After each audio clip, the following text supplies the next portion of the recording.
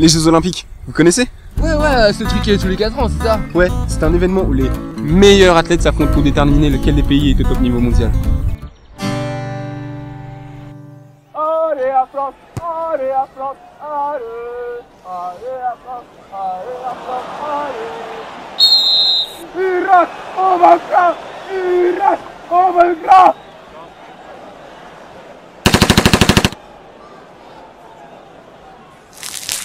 Oui, Ouais, tu sais aussi, quand tu montes au saut ski, quand tu fais ça là. C'est con, c'est pas d'actualité. Ta gueule, et puis j'avais pas d'autre idée moi. Ouais, mais en même temps il a raison, hein. C'est pas vraiment une excuse. C'est vraiment con.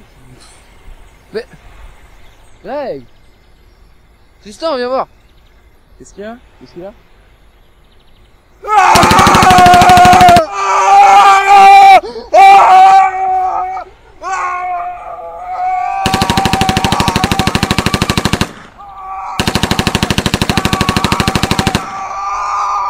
Putain, faut qu'on fasse quelque chose là. Ouais, vas-y, je lance le pénible. Fonce. Il va se faire mal là.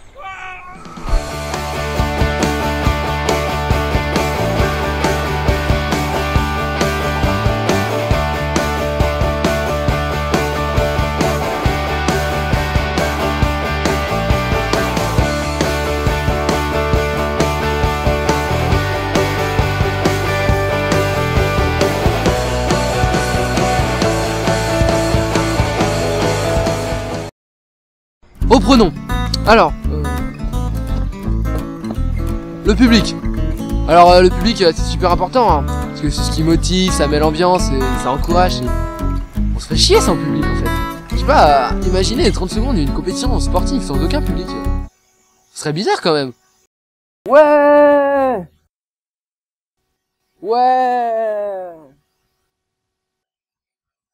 Y'a quelqu'un? En plus, on trouve de tout dans le public, hein. On va y trouver des hommes, des femmes, des enfants, des hystériques. Bon après, chacun son trip, hein, mais je trouve pas trop. Des beaufs aussi. Sinon, il y a aussi des animaux pactés dans des sacs. Mais ça, c'est alternatif. Non, mais sérieusement, hein, c'est n'importe quoi. Ça continue, on va trouver quoi dans les gradins hein, Non, ça, faut éviter. C'est... Jeux Olympiques, c'est des compétitions. Dans des sports.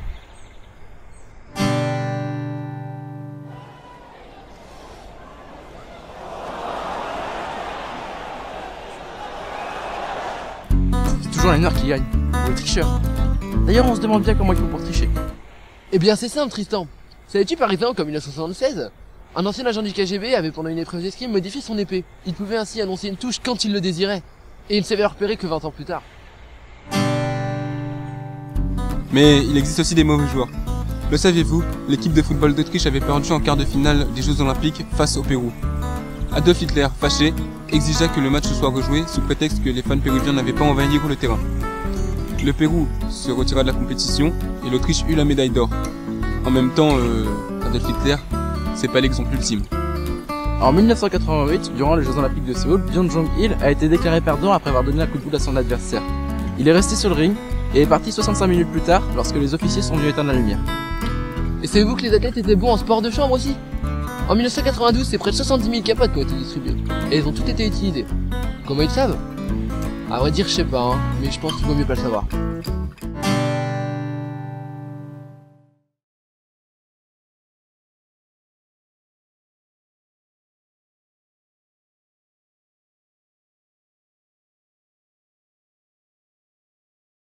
Le 2653, on y est presque.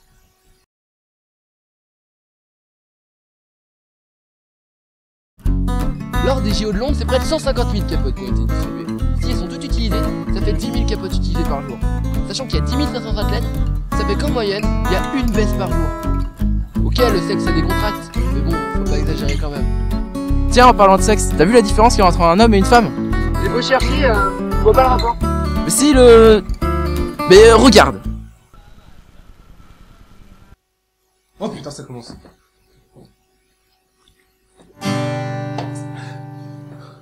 Oh putain. Oui, vas-y, Jean-Marie Lemaître. Oh oui, Jean-Marie Lemaître. Oh putain, il est trop beau. Seulement tu peux être comme lui au moins.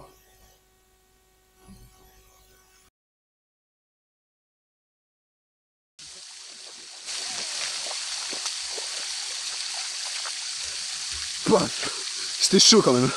Mais j'ai quand même réussi à l'emporter. Je dois avouer que les adversaires étaient plutôt coriaces. Et j'ai dû avoir recours à des moyens peu orthodoxes.